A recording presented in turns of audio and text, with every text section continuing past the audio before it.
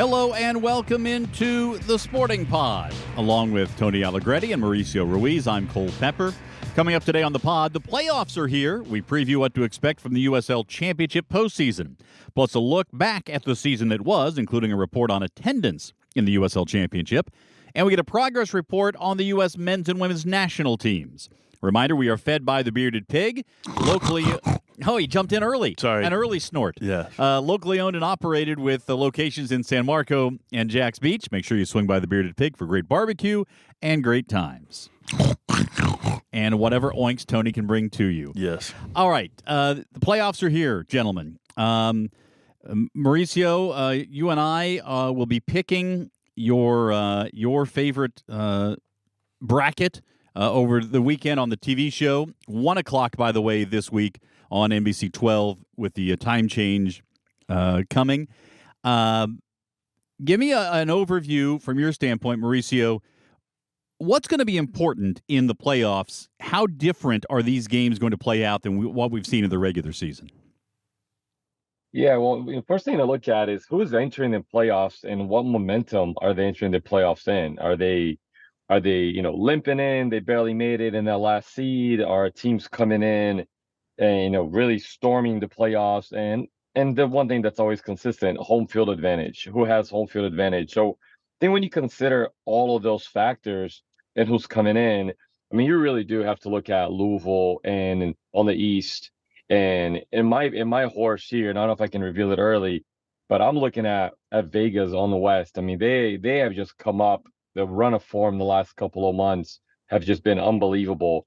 So, you really got to look at those two factors. Who's coming in hot, who's limping in, and how much does home field advantage, matter here.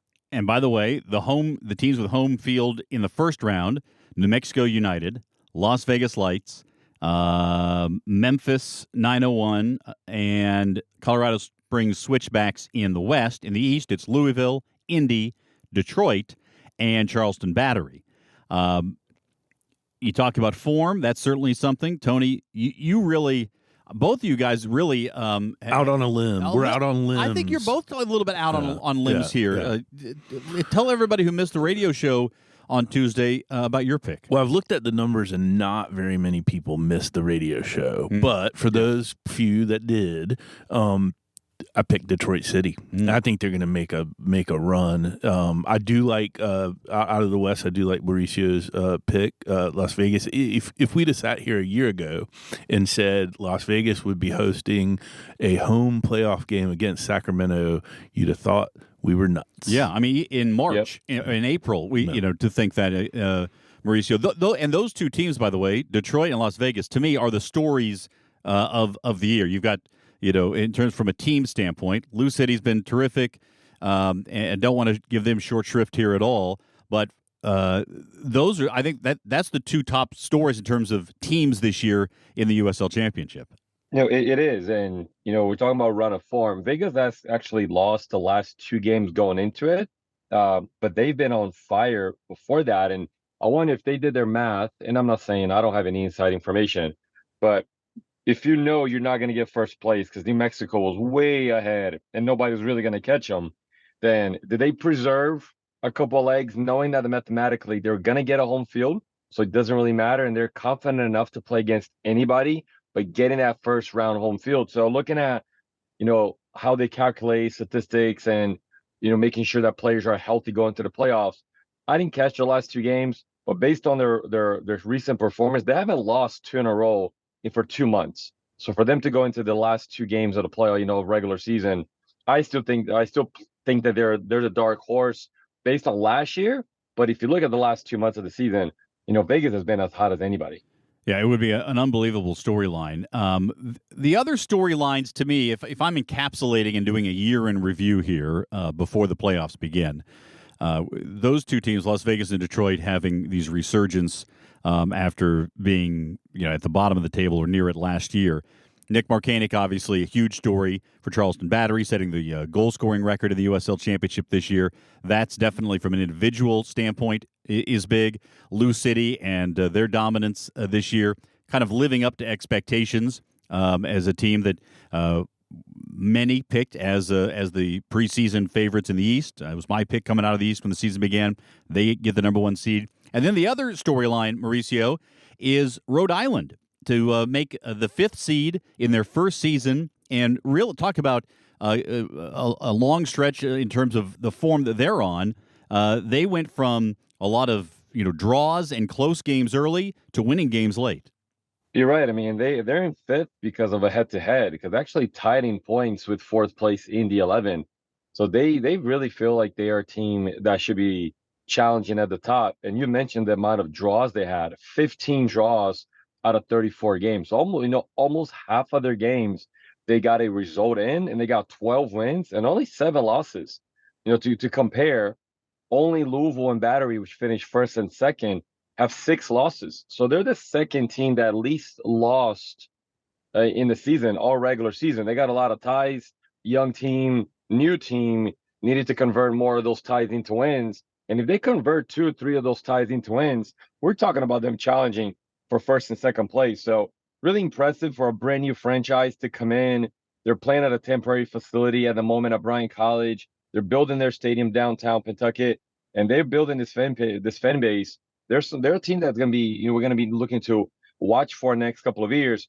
Interesting enough, Jacksonville to Rhode Island, it's a direct, to Providence, Rhode Island, it's a direct flight. It's only about an hour and a half. It's going to be interesting to see how our fan bases actually go back and forth, because it's an easy trip. It's a beautiful part of the country, and they're certainly a team that put themselves on the map on year one. That's Breeze, right? Is that the direct flight? Breeze Airways, yeah. Breeze Airways, they do a direct flight. Now, it's not every day of the week, but I'm sure that you can spend a couple extra days in Rhode Island. Yeah, no, that's brilliant. I think you make a great point about all those draws too. So if they can't win it in the 90 minutes, if they can hang around in the playoffs and just battle back. I know that a lot of their matches they've come from behind just by watching the scoreboard. So I think there's something there. I like them. They're a nice team, and I think you're right about just the excitement of when they get that stadium built, and their fan base is pretty amped up. Yeah, they're energized for sure. Well, you can catch the Sporting Jacks report on TV most Saturdays at noon, but this weekend, if you're listening as we record this on Halloween, it'll be 1 o'clock on Saturday on NBC 12 before the Premier League coverage. Then the time changes sync up after next week, and we'll be back to 12:30 for the NBC window for the Premier League. It'll be 1:30 this week. Join us every Tuesday at 6 for the Sporting Jack Soccer Hour on 1010XL. You can listen live and on demand at 1010XL.com. I do want to, Mauricio talked about home field advantage.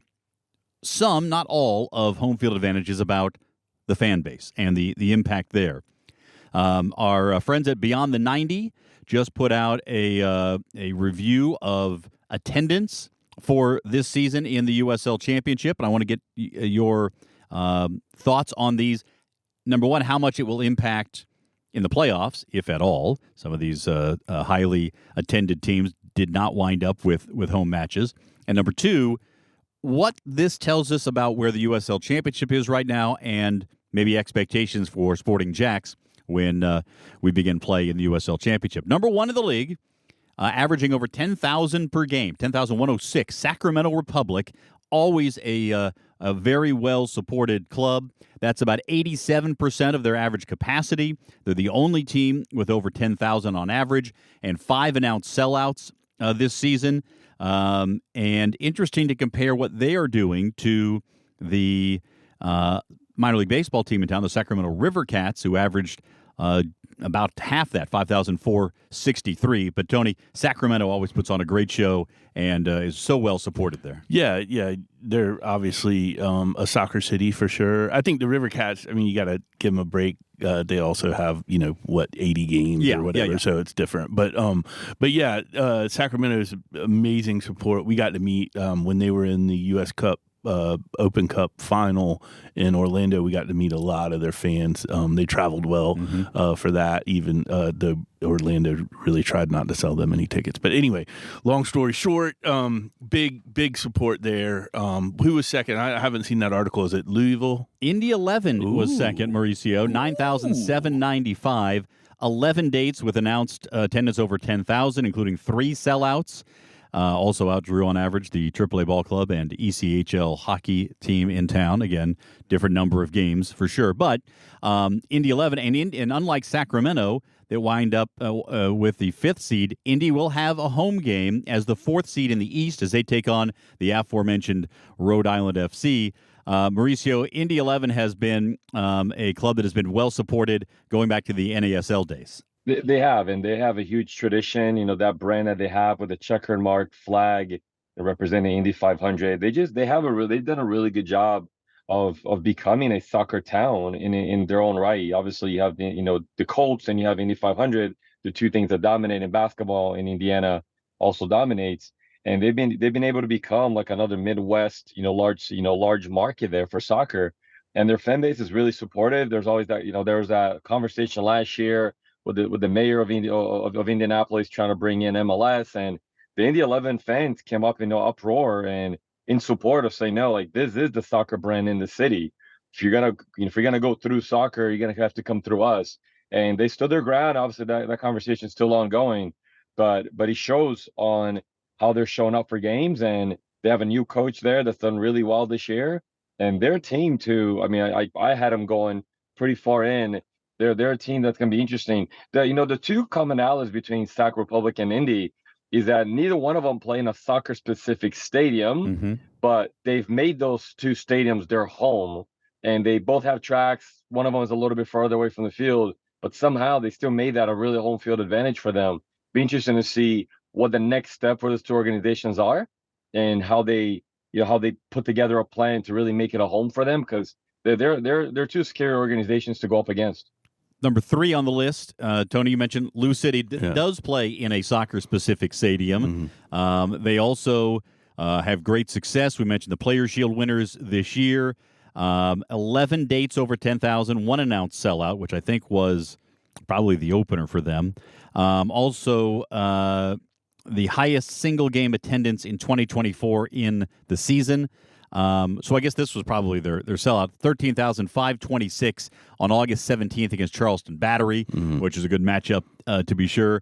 Lou City is sort of the template when you start talking about having your own stadium and how to do that in the USL Championship. Yeah, I don't think we've announced who our stadium architect is, so I don't want to do that. But it's the same as designed Lou City, and there's a lot of things that we'd like to replicate with them, and things that we learned from them that we probably won't do. But it's a very good. High-level soccer-specific stadium. It functions in a lot of different capacities and is a huge asset to the city. All right, New Mexico United was 4th, 5 dates with attendance over 10,000. They averaged 9,386, which is about just under 70% average capacity. With Colorado Springs in 5th at 95.8% capacity, 7,664. So a smaller stadium there for the Switchbacks. What was the percentage? Sorry. 95.8, 11 sellouts, which was the second most in the league. Anybody want to venture a guess as to who led in sellouts this year? Charleston? Mauricio, you got a guess here? I'm guessing. I was going to say Detroit City. Oh, the answer is Pittsburgh Riverhounds. Dang. 13 of their 17 dates were announced as sellouts. Wow. They are at 101.79% of capacity. Again, their stadium holds about 5,000, so they averaged 5,090 this year. Good job, Pittsburgh. I mean, that's very impressive. Well, in a beautiful stadium too, right there on the river. Really well done. That's excellent. So Detroit City, by the way, was 7th. There was an average of 6,261, which is up about 300 a game from last year rather, and they were about 79% of average capacity. And so you look at some of these teams, and I won't go through the entire list, but you can check it out at Beyond the 90. Others that did particularly well in terms of capacity: Hartford Athletic, 90% of capacity; Rhode Island, 82% of capacity; Orange County, 83%; Oakland Roots, 80%; Charleston Battery, a little surprising here, to be honest, 73% of capacity. It's a smaller stadium. It is a smaller stadium. And let's see, the team that probably would be the most surprising is Las Vegas. They weren't really trying to sell tickets, quite honestly. And this is something that they've talked about. Jose Bautista, the owner, talked about wanting to build the product on the field and then start working on the environment. So make it worth going to. Yeah, so it's going to be interesting. Mauricio, Las Vegas only drew 1,864 per game. It's about 20% capacity there at Cashman Field. Going to be interesting to see if that number goes up as they host playoff games. Yeah, I would imagine that at this point, as you mentioned, they want to prioritize the product on the field. They've done that. They've gotten themselves into playoffs in a really good position. Now, can they gather the community? I don't know much about the city of Las Vegas as far as supporting local teams. I know there's this huge push towards putting professional teams in Vegas for the tourism and for the betting. Really talking about race cars and footballs and basketballs. But I'm not sure where they sit with their soccer still. So it's a little bit of an odd man out. What they're doing. They're doing so well on the field, but historically they haven't.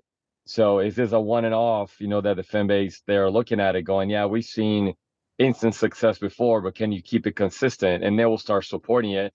And then I think they have a lot to go in their stadium as well. From what I can see and gather from the league, their stadium is a huge makeshift baseball stadium that they've done some upgrades to bring up to level. But I think it's structurally, infrastructure-wise, to make it a fan experience and fan engagement, I think Vegas still has some long ways to go, but as you mentioned, Jose Bautista knows that, and priority was to put a good product on the field, and he's done it. And Tony, it's always interesting to talk about Las Vegas because it doesn't work like quote-unquote normal cities do because you have a lot of tourism, people coming in. Yeah. It's like New Orleans. It's a little bit like that. 2 million people there at any given time, but only 750,000 live there. Yeah. And so it's I would say it's even more so than New Orleans because we know how much New Orleans loves the Saints. Yeah. You got the Raiders there in Las Vegas now. You've got the A's trying to get there. Obviously, with other one-off events, it's always been a big one for boxing and MMA and that sort of thing and shows. So how will USL Championship? I think they almost have to appeal to the locals and not worry about this sports tourism side of it. If you get it, it's a bonus. But I think I applaud what Jose Bautista is doing there with saying, all right, let's get a good product on the field. Let's build something there. Then we'll build the attraction. Then we'll start bringing people in. Yeah, I think, really making it a home.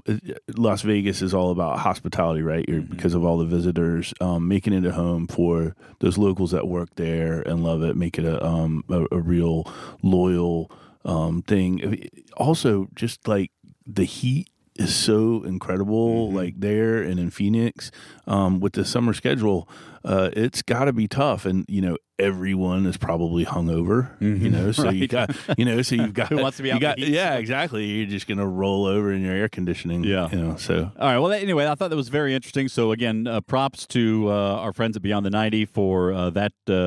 Information and coverage. I know the league helped them out with some of that reporting as well. There were some games that initially didn't have attendances included on them, and they were able to gather that for that report. They also did one on USL League One, if you want to check that out as well, and very interesting to see that from the business side. I do. Let's just briefly, did you see who the top attendance was in League One? If I'm guessing, is Madison. That's my guess. Greenville just announced their new stadium. I've been there, and it was always at capacity. Let me see if I can pull that up while we are. Sorry, I don't mean to. No, it's all right. While we're doing it, we'll dance around just a little bit. Number one, with an average of 4,786, was the Richmond Kickers. Wow. Okay. Forward Madison second at 4,137, so about 600 fewer per game there. Others in the top, Spokane Velocity, who also have a USL Super League club. Union Omaha. They played tonight, by the way, Halloween. There you go. Yep. And Chattanooga Red Wolves were the top 5 in terms of attendance. Total number, not necessarily capacity, but total number. Greenville was 6th, by the way. So we'll see how that changes. Small stadium. So, smaller okay. stadiums. Yeah. All right. Want to remind you can become a member of Sporting Jacks. It's absolutely free. Just go to sportingjacks.com to sign up. You get discounts on Sporting Jacks official club merchandise, invitations to exclusive insider events, chances to win special prizes and experiences, and you'll also receive the Sporting Jacks email newsletter. Plus, while you're there, you can place a deposit on season tickets and receive first access to seats and a special limited edition Sporting Jacks founding member pin. Just go to sportingjacks.com. I have some breaking news on the pin. So we are going to have the pins out at tomorrow night. So, I know most people are listening to this podcast as soon as it's delivered. It's just like the buzzer goes off in the oven, it comes out, and they're listening. So tomorrow night at the fountain, at Friendship Fountain, they always do a Friday at the Fountain kind of thing. It's a Halloween edition, Florida Georgia edition. We'll be out there. We've got a new scratch off game. And it's really cool. You don't have to register. Some of our spin to wins, you register and then you become a member by doing that. But we'll have the pins on site, so you don't. And if you've ever registered for anything for us before, just come and pick up your pin. But if you can come out to the South Bank tomorrow night, that'd be great. Perfect. All right. Let's talk about the U.S. men and women's national teams. Mauricio, you had a chance to watch the women play. Was it last week? And 3 wins in 3 friendlies, 2 against Iceland, 1 against Argentina. Very impressive. 3 goals in all 3 games, I believe. What did you take away from seeing the women play?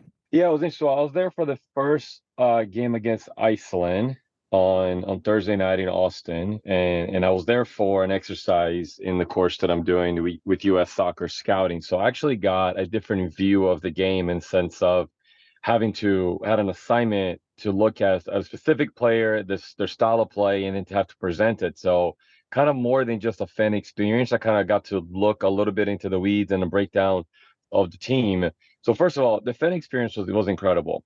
For a Thursday night in Austin, a friendly women's national team game, you wouldn't be you wouldn't be too crazy if they didn't draw well, because it's a bit of a nothing game, right? You don't know much about Iceland. It's a friendly game, but I'll tell you what, and I don't know the exact attendance, but it wasn't sold out, but it was pretty close to. And if you haven't been to that Austin Stadium, it's a beautiful environment, a beautiful facility, and they had flags for everybody. I mean, it was a great atmosphere to begin with. So they're doing a great job building up the momentum of the Olympic gold medal. That was the first match after, so they kind of called that the champions game, I think it was. So really good vibe, really good environment, and the people from Austin really showed up to support it. By the way, 18,000 field goes. Sorry, 18,580 attendance for that game. Great, yeah, and it felt like it. I think the capacity of the stadium might be close to 28, 30. It was well distributed. Lower bowl was filled. Just a really good vibe, and it's just great to see a lot of young ladies and families and dads taking their girls to the game.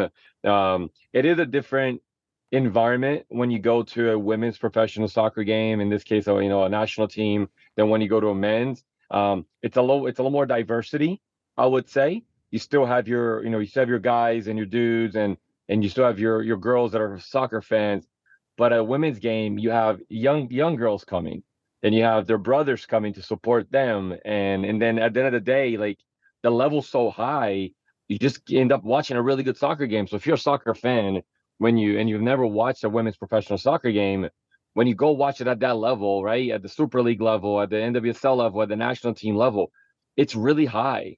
And so you're watching professionals, doing what they're trained to do. So from a quality of environment, it was really good. It was outstanding, really. And then product on the field, one thing that was clear, that Coach Emma Haynes, she's coming up with a clear idea on how they want to play.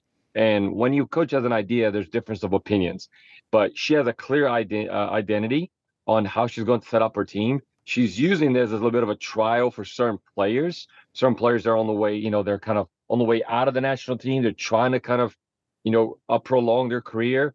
But you have this new young generation playing up front of the Sophia Smiths of the world, the Trinity Rodmans of the world, Swanson, and then you got some players coming off the bench and Shaw. It's an electric attacking group with a really solid foundation in the back. My exercise was specifically looking at Naomi, our center back, Germa, Cole, and when I'm saying that she gives you the look of a Virgil van Dijk in the way that she dominates her area, and the way she runs on the field, and the way she hits the ball. I'm watching her most of the game. I think she could play, and I'm wrong by saying this. I think she can play at most men environments and keep up because she's intelligent, she's technical, and she's got a bit of athleticism to support it. It's interesting. Last night on the radio show, or Tuesday night on the radio show, we talked with Becky Burley, and we were talking about the Ballon d'Or and having 5 U.S. Women there as nominees for the Women's Ballon d'Or. And I said, who's the next American to win it? Megan Rapinoe won in 2019. Who's the next American? And shockingly enough, her favorite is Naomi Girma. Center backs don't win the Ballon d'Or, but she just loves the way she plays. Yeah. I think she's better than Van Dijk. Oh, you're going with that? She's better. Yeah. Everton got well, the fact that she's more 25 Rodri. years old, she's amazing. She's an absolute leader. Like in a wall, you're just not getting back past her. I mean, I feel 100% more confident with her in the back than Zimmerman or even Ream now. You know, by the way, and then she scores 2 goals against Argentina. Yeah. So that's pretty impressive. That's great insight, Mal, and something that I think. Again, I say this on the radio show as well, Tony, to have Mauricio as part of Sporting Jacks and also, his scouting role with U.S. Soccer is an amazing resource. Yeah. And it's great for soccer fans to learn more about what's going on at the highest levels with the national teams. To have Mauricio be able to share some of this with us is great. Let's talk about the men's team for a second. Next month, they'll take on Jamaica in the first 2 legs in the CONCACAF Nations League. Tony, what do you want to see out of the United States under Mauricio Pochettino? Well, the kids are killing it club-wise. Like, I was just watching a bunch of highlights with McKinney and Weah, and, obviously Pulisic is doing a lot right now. I think just some to be honest, what I'd like to see is just sort of a dominant game, hold possession. I would like to see some new, some younger folks. Like, that's one of my biggest complaints about Greg was like you wouldn't see a great breadth, wouldn't see a lot of subs. I have that same problem with my club team. It's just so that's what I'd be looking for. It's a stiff competition. Again, we talked about it. Jamaica can sneak up on you, and you got to be prepared. Or we don't want to go without a win in several matches. We want to win. Mauricio, what are you going to be looking for? Yeah, I'm a little bit opposite. I want to see. I actually kind of liked what Greg was doing from a consistency in call-ups, and I just didn't like the vibe and the body language of the players on the field. What we haven't seen yet is Pochettino have a full deck of cards to play with. We've had a lot of injuries on the second game. He sent a lot of players home. I think we definitely have some positionings up for grabs. Certainly the right back position with Serginho Dest is still, it's still a bit of a weird position. I don't think Joe Scally is the guy. I think he's the guy replacing the guy. But if the guy is not there, he's a kind of an average Joe. And that's not a knock on him because he's playing at the Bundesliga. That's his name. And, yes. But that's his name. Like, he's average Joe. And I think he does a good job. I mean, like, every season, an NFL team loses their quarterback and they go to the backup. How often does that backup get another starting job? No, because he's the backup. He's backup for a reason, and Joe Scally is the backup for a reason, and it's not. Well, average Joe Flacco is just there. You go. There's another average Joe. There he is. And it has happened. So because he's professional and he's a good, he's a good company man. Yeah. But there's a big drop off between Serginho Dest and him, and I think I'd say the same thing on the left side. But I would love to see, and we're talking about some players coming back into the mold and coming back from injuries. What does a Pochettino team look? Well, we ultimately know what a lot of the front players look like. Pulisic on the left, Weah on the right. It's still a bit of a question mark what's happening at the 9. And we thought Balogun was going to be the next coming, and he just hasn't really produced at a high level for a club and now national team, which is probably a reason why Arsenal let him go, because the potential is all there, but something is amiss, and we don't know. We don't have inside information to know what that miss is. And then you have the midfield. I think the one encouraging part of what we're hearing and see how ready he's going to be. The Tyler Adams started to train again against Bournemouth, with Bournemouth. Let's see kind of what playing time he gets the next couple of weeks. But if Pochettino can have a full deck of cards to play with, or at least close to, because it's probably never full, what does that look like? And I love to see some trial and error in the goalkeeper position. Yes. Do we bring Zach Steffen back? Is he, as he's getting towards the end of the MLS season here? Because he always, the one thing he talked about is players in form, and you can't be in form if you're on the bench and if you're not playing. So is Matt Turner still our guy when he's not playing? So who is that guy for us? So I'd say the goalkeeper and the 9 are 2 big positions of uncertainty, and I'm interested to see how creative he's going to be there. All right, quickly here, let's just touch on the Premier League and what games you're most looking forward to this weekend. By the way, we've got Saturday games, Sunday games, and Monday as well. We'll have Monday night football with Fulham and Brentford. Tony, what are you looking forward to here this weekend? Yeah, I'm going to go with that Monday night football. I feel like Brentford is. They could go either way this year. We ninth in the table right now. Yeah, we had a great conversation with them while we were over there, and so there's things that I'll be watching from them this season. And then Fulham's kind of the same way. Which one's going to break out? They're both really playing well, but ninth and 10th on the table. Yeah. So I like that mid-table energy. Mauricio? Yeah, I want to see Brighton against Liverpool. I think Brighton's a team that bothers the teams at the top, and they have an aspiration to get into Europe, and they're sitting right there. They're sitting well, and it's always a tough matchup for Liverpool when they play Brighton. So interesting to see how they fare. Right, I think that's the litmus test. Yeah, you're 6th, 7th, but how do you fare against the top 2, top 3? So it's a good test for Brighton. What I'm going to be interested in is actually the Sunday game with Spurs hosting Aston Villa, because Villa has been playing great soccer both domestically as well as in the Champions League. They just don't lose right now, and Spurs coming off a loss to Crystal Palace, the first win for Crystal Palace all season. How will they bounce back? I think that's going to be an intriguing one to watch. I think that was unlucky for Spurs, because Palace eventually was going to win. Sure. Palace is way better than they've been playing. But I think Spurs beat Man City yesterday.